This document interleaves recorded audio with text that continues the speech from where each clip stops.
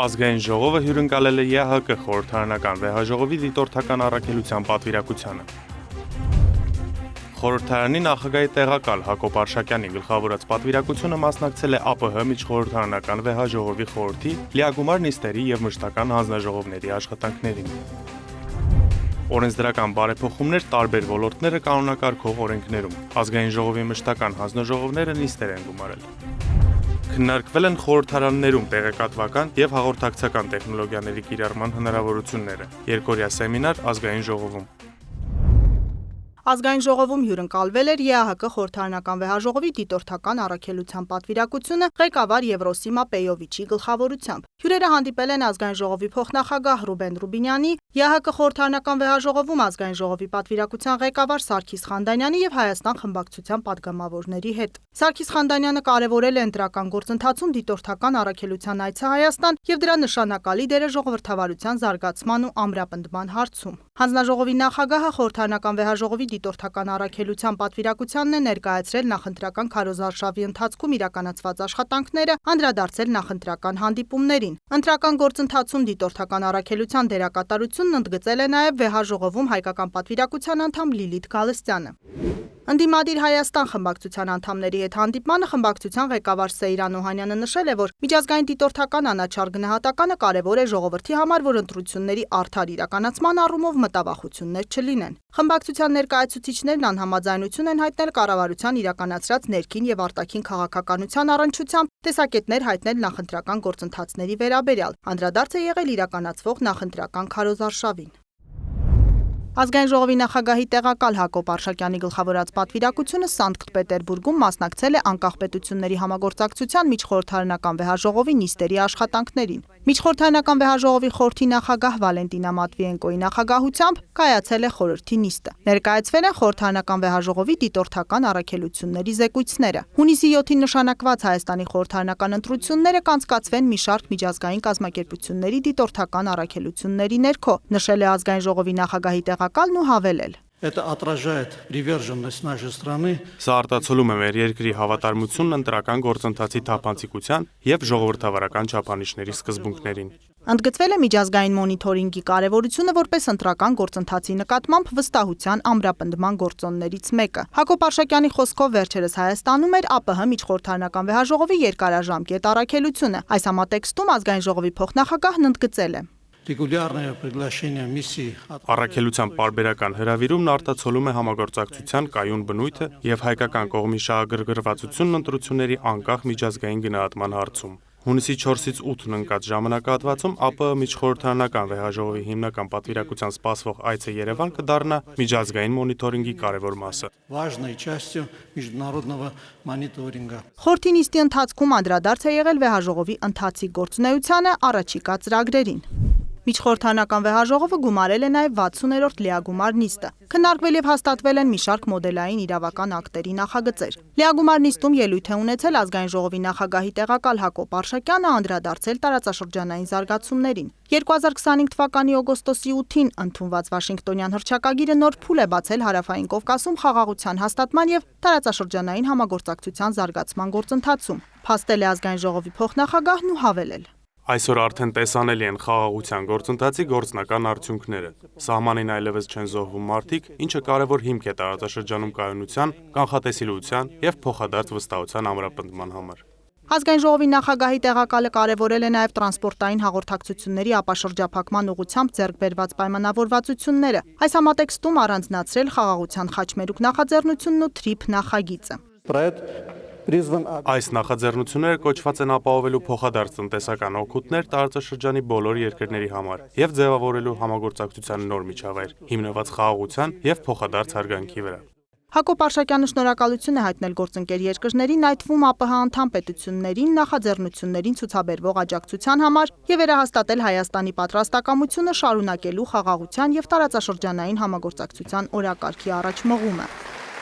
Հակոբ Արշակյանն ու падգամավոր Գեղամ Նազարյանը մասնակցել են վեհաժողովի պաշտպանության ու անվտանգության մշտական հանձնաժողովի նիստին, իսկ քաղաքական հարցերի եւ միջազգային համագործակցության մշտական հանձնաժողովի նիստին մասնակցել է падգամավոր Շիրակ Թորոսյանը։ Երիտասարդական միջխորհրդարանական վեհաժողովի նիստին էլ զեկույց է ներկայացրել падգամավոր Ալեքսեյ Սանդիկովը։ Դատա իրավական համակարգ, մարդու իրավունքները, առողջապահություն, տնտեսություն եւ կրթություն սրանք ոլորտներ են, որոնց բնականոն աշխատանքի պարագայում պետության համար երաշխավորված են դրական արդյունքները։ Ազգային ժողովի գլխադասային հանձնաժողովների հերթական նիստերում խորհրդարան կառավարություն համատեղ քննարկվել ու կարգավորող նոր դրույթներ են սահմանվել մի շարք նախագծերում։ Ազգային ժողով հանրություն կապն առավել ամրապնդելու տեսանկյունից պարբերաբար կատարելագործվում են մեխանիզմները։ Պետական իրավական հարցերի մշտական հանձնաժողովում ի թիվս այլ նախագծերի քննարկվեց նաև Զարուհի Բաթոյանի ներկայացրած փոփոխությունը, որը վերաբերում է падգամավորի գործունեությանը։ Ինչպես արդեն հայտնի է, յուրաքանչյուր ամիս նախապես սահմանված ժամանակացույցով ազգային ժողովում տեղի են ունենում քաղաքացիների ընդունելություններ։ Падգամավորն առաջարկում է ընդունելություններին զուգահեռ ավելացնել նաև on-line ձևաչափով շփումները։ Փորձը ցույց է տալիս, որ տեղաշարժման դժվարություններ ունեցող անձինք դժվարանում են գալ ազգային ժողով եւ ինձ տարբեր առիթներով, տարբեր քաղաքացիներ շատ հաճախ առաջարկել են, որ օրինակ այլընտրանք լինի, ասենք падգամավորները իրենց այցելեն կամ գոնե տեսակապի միջոցով հաղորդակցեն, որովհետեւ այդ փորձը ես ունեցել եմ, ես բացի հիմնական ընդունելությունները ազգային ժողովում կազմակերպել եմ նաեւ տեսակապով ընդունելություն։ Սա հնարավորություն է նաև մարզաբնակ քաղաքացիների համար ըստ հեղինակի հեռավոր մարզից մայրաքաղաք հասնելը եւս երբեմն խնդիր է լինում։ Զարուհի Բաթոյանը նախագիծը կարևոր է համարում նաև հենց օրենսդիրների համար։ Падգամավորների համար եւս կարևոր է ավելի շատ հասանելի լինել այն անձանց, ում համար իրենք աշխատում են եւ լսել բոլորի խնդիրներն ու բոլորի առաջարկները։ Վստահ եմ, որ սա կնպաստի թե падգամավորի գործունեությանը ավելի մոտ լինելու քաղաքացիներին եւ թե քաղաքացիների համար հասանելիություն ապահովելու, որովհետեւ մենք պիտի նաեւ մեր ունեցած փորձը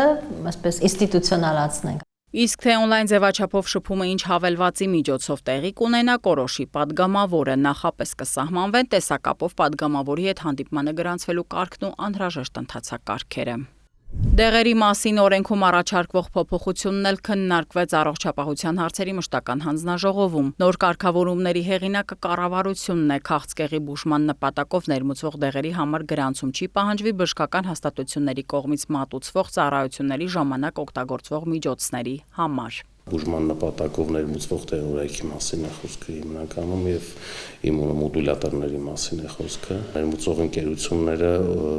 պետք է դիմեն լիազոր մարմնին նախնական թույլտվություն ստանալու համար։ Փոփոխությունների հաջորդ կետը վերաբերում է մաքսային պահեստներին, լիցենզիա ստացած կազմակերպությունների համար պարտադիր է լինելու համապատասխան դեղորայքի պահման անհրաժեշտ պայմանները։ Համապատասխան մաքսային կետերում կամ պահեստներում դեղորայքը կարող է մնալ մինչև 6 ամիս ժամկետով։ Դրա համար անհրաժեշտություն կա, որպեսզի համապատասխան կազմակերպությունները ունենան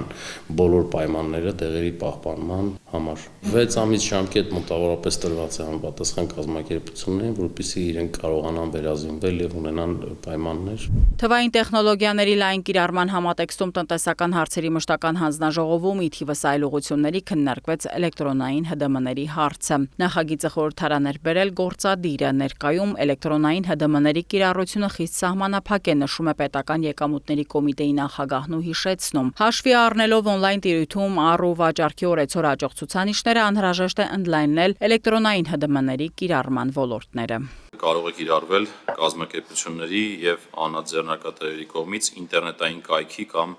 էլեկտրոնային հավելվածի միջոցով ընդունվող պատվերների շրջանակներում ապրանքների մատակարարման, ծառայությունների մատուցման կամ աշխատանքների կատարման գործակների մասով եւ ունենք պարտադիր կիրառության պայման դրույթներ օրենքում թվարկված,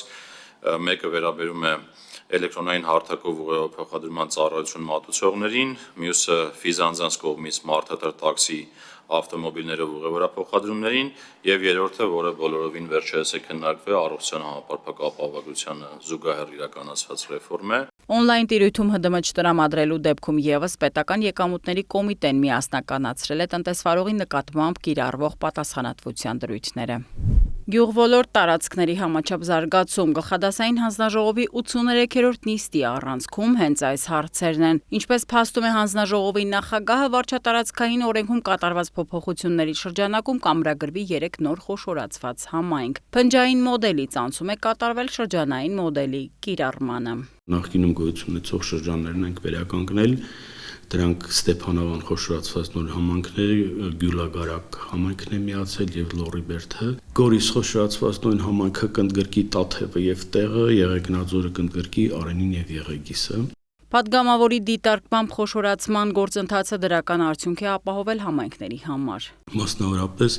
համայնքները միտված են սեփական եկամուտների գեներացման, որի արդյունքում հնարավորություն է ստեղծվում պետության հետ սուբվենցիոն ծրագրերի իրականացումը, իսկ սուբվենցիոն ծրագրերի իրականացումը հասանելի է համայնքի բոլոր բնակիչներին, դա բավականին տեսանելի դրական փոփոխություն է։ Համայնքների խոշորացման գործընթացի մեկնարկից ի վեր մեր երկրում 908 համայնքներ միավորվել են եւ ստեղծել 63 համայնք։ Խոշորացման ցանկում ընդգրկված չեն եղել ազգային փոքրամասնություններով բնակեցված համայնքները։ 6-7 համայնք ունենք մենք, որոնք ազգային փոքրամասնությունները ներկայացնում եւ համայնքների միավորման գործընթացում ներառված չեն։ Հանձնաժողովում դրական եզրակացություն է ստացել նաև Երևանի տեղական ինքնակառավարման համակարգում նոր կարգավորումներ նախատեսող փաստաթուղթը։ Արագ արձագանքման նոր մեխանիզմներ են տրամադրվել ինքնակամ շինարարությունների կանխարգելման համար։ Նոր կարգավորումներով հստակեցվել են նաև ֆինանսական հարցեր։ Երևան քաղաքը այս նախագծի ընդունումից հետո հնարավորություն է ունենալու պետությանը պատկանող գույքի եւ տրանսպորտային միջոցների հանդեպ նույնպես կիրառել գույքահար։ Փոփոխություն է կատարվել տոհմային անասնաբուծության մասին օրենքում Վահե Ղալումյանի խոսքով օրենսդրական վերանայումը լրացուցիչ հնարավորություն կստեղծի տոհմային անասնաբուծության զարգացման տեսանկյունից։ Ներկրվող անասունները, որոնք իրանց սերտիֆիկատով ներկայացված այդ պահանջները ներկայացրել են, մեր տեղի տնտեսությունները դրանց այդ վաճառքին գյուղատնտեսության աջակցության այդ ծրագրերին մասնակցելու հնարավորություն չեն ունեցել։ Արտոնությունն է թե, որ հաշվառվեն տոհմային տնտեսությունները եւ տոհմային անասունները, որի արդյունքում արդեն ֆերմերները Հայաստանից հնարավորություն կունենան գնել անասուններ, որոնք կունենան տոհմային անասունների կարգավիճակ։ Քննարկումների արդյունքում ներկայացված նախագծերը ստացել են դրական եզրակացություն։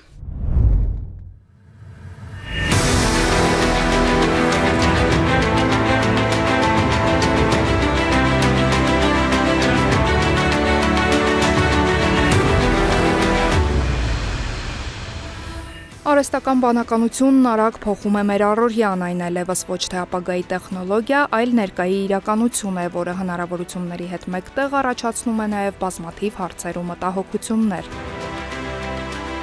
Հայաստանի ազգային ժողովը Եվրոպական խորհրդարանական հետազոտությունների եւ փաստաթղթավորման կենտրոնի հետ համատեղ անցկացրեց արհեստական բանականության ինստիտուցիոնալ ինտեգրումը եւ կառավարումը խորհրդարանական հիմնական գործընթացներում թեմայով երկօրյա սեմինար։ Եվրոպական երկրների խորհրդարաններից եւ միջազգային կառույցներից ժամանած մասնագետները տեղի գործընկերների հետ քննարկեցին արհեստական բանականության օրենսդրական աշխատանքի կազմակերպմանն ուղղված հարցերը։ Քննարկումների կենտրոնում էին փաստաթղթերի վերլուծությանը, օրինագծերի մշակմանը, ելույթների ավտոմատ ծրագրմանը, ինչպես նաև արհեստական բանականության գործիքների կիրառման էթիկական սահմաններին վերաբերող հարցերը։ Ու թեև աշխարհի տարբեր խորհրդարաններում արհեստական բանականության կիրառումը փորձարկումների փուլում է, այն արդեն օգտագործվում է տեղեկատվության մշակման ու վերլուծության արագացման համար։ Խորհրդարանի համար արհեստական բանականությունը ունի թե իր առավելությունները, թե ըստ իս նաև մարտահրավերները։ Սա շատ կարևոր գործընթաց է թվայնացման ցանկացած գործիքի կիրառման համար,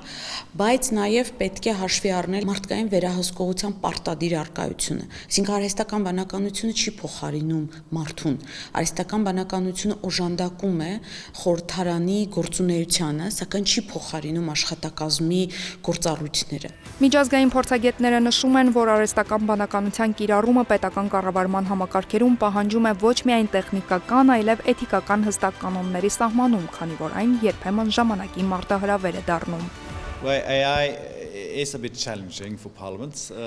Կարծում եմ, որ խորհրդարաններում պետք է աշխատանք տարվի թե աշխատակազմերի, թե խորհրդարանականների հետ։ Մարդը պետք է կարողանա հստակ տարանջատել, թե որ հարցերում իրեն կարող է օգնել արհեստական բանականությունը, իսկ երբ վնասել։ Կարևորը, որ մենք արհեստական բանականությունը դիտարկենք որպես օժանդակող գործիք։ Այն կարող է օգնել վերլուծության եւ տեղեկատվության մշակման հարցում, բայց վերջնական որոշումը միշտ պետք է կայացնի մարդը։ Այս առումով շատ կարևոր էր փորձի փոխանակումը, որովհետեւ մենք միմյանցից շատ բան սովորեցինք։ Քննարկումների առանցքային թեմաներից մեկը արհեստական բանականության կիրառման կարմիր գծերն էին, փորձագետները նշում են, տեխնոլոգիան չպետք է վերածվի քաղաքական կամ օրենսդրական որոշումներ կայացնող համակարգի։ are not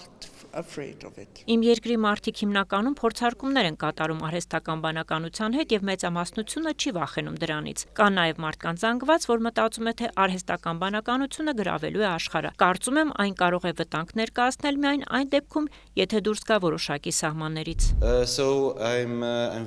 I was very happy to be here in Yerevan for this seminar. Շատ ուրախ եմ Երևանում լինելու ու իմ գոլեգաների հետ այս կարևոր թեման քննարկելու համար։ Տպավորված եմ հատկապես իմ հայ գործընկերների ներկայացումներից,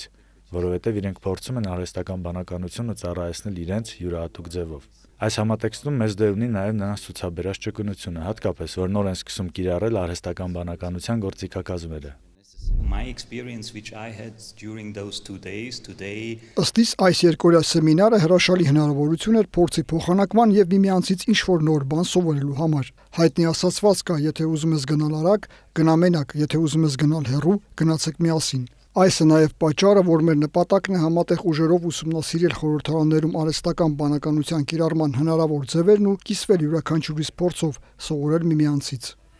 Անդրադարձ կատարվեց նաև արհեստական բանականության գրագիտությանը, պետական համակարգերում նոր մասնագիտական դերերի ձևավորմանն ու աշխատակիցների վերապատրաստման անհրաժեշտությանը։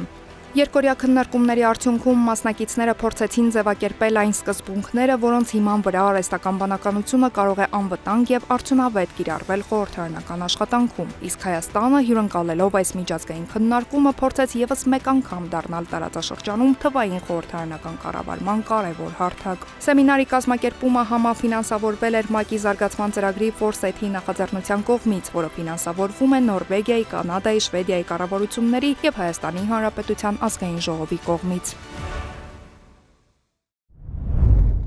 Հայաստանում կենդանիների նկատմամբ պատասխանատու վերաբերմունքի մասին օրենքը համալրվում են նոր դրույթներով, ոլորտի մասնագետներն ու օրենսդիրները կրկին մեկ սեղանի շուրջ են։ Վերջերս ընդունված օրենսդրական փաթեթի բացերը լրացնելու եւ կիրարկման խնդիրները լուծելու համար։ Աշխատանքային քննարկման նպատակը մեկն է լսել անմիջական շահառուներին, անասնաբուժներին, կացարանների ներկայացուցիչներին ու կինոլոգներին։ Մենք մի մեծ օրենսդրական փաթեթ ենք ընդունել վերջերս, որը շատ կարևոր է ոլորտի համար եւ ամենահիմնական օրենքն է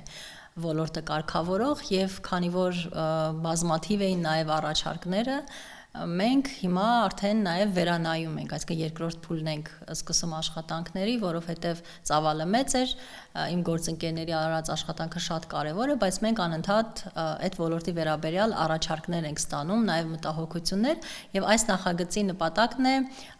արձագանքելու այդ մտահոգություններին։ Խնդիրները լուծելու նպատակով օրենսդրական կարգավորումներ են նախաձեռնել падգամավորներ Զարուհի Բաթոյանը, Էսթեր Այվազյանն ու Ծովինար Վարդանյանը։ Հեղինակներն առաջարկում են լրացումներ եւ փոփոխություններ կատարել կենդանիների նկատմամբ պատասխանատու վերաբերմունքի մասին օրենքում։ Հիմնարար այսպես մեծ փոփոխություններ, ինչպես արդեն ասացի, չի լինի։ Մենք այստեղ առաջարկում ենք հստակ սահմաններ, որ վերարտադրության սահմանափակումը դա բռնելու, ստերջացնելու, պատվաստելու եւ նույն տարածք վերադարձնելու ծրագիրն է։ Օրենքով ամրագրում ենք հասարակական կազմակերպությունների մշտադիտարկում իրականացնելու